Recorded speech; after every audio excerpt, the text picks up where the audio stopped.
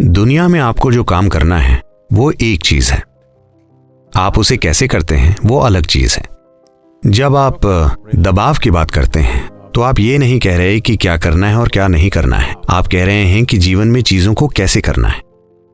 अगर एक design school चलाना एक बड़ा दबाव बन रहा है और अगर एक व्यवसायी की तरह जीना दबाव बन रहा है तो इसे मत कीजिए, बीच पर टहलने चले जाइए।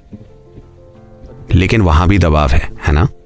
तो दबाव नौकरी या उस ओहदे के कारण नहीं है जिसे आप संभाल रहे हैं। दबाव और तनाव इसलिए हो रहा है क्योंकि आप नहीं जानते कि अपने शरीर को कैसे संभालें, अपने मन को कैसे संचालित करें और अपनी भावनाओं को कैसे संभालें।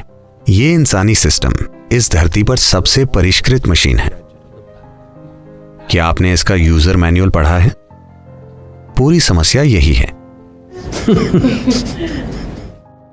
अगर आप वैसा करते हैं तो बाहरी परिस्थितियां बस एक खेल जैसी होंगी। आप किस हद तक खेल सकते हैं? हो सकता है कि आप मेरी तरह ना खेल पाएं, लेकिन आप अपनी सर्वोच्च क्षमता से खेलेंगे और ये ठीक है।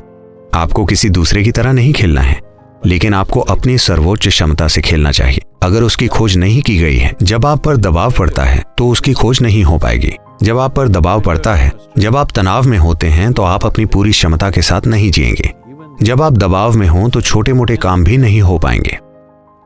अगर आपके भीतर एक खास स्तर की शांति और मिठास है तो आपका शरीर और आपकी बुद्धिमत्ता पूरी तरह से काम करेगी। So this is about playing this life out. This is not about proving something to somebody. तो ये इस जीवन को पूरी तरह से खेलने के बारे में, ना कि किसी को कुछ साबित करने के बारे में। बात बस इतनी सी है कि अगर आप सफल होना चाहते हैं, आखिरकार आपके आसपास का हर कोई सफलता का ही सम्मान करेगा, ठीक है? अगर आप सफल होना चाहते हैं तो आपको अपने भौतिक शरीर और अपने मन का पूरे तरीके से उपयोग करना सीखना होगा। तो केवल दो ही चीजों का, और यकीनन बाहरी हालातों को नियंत्रित करना होगा।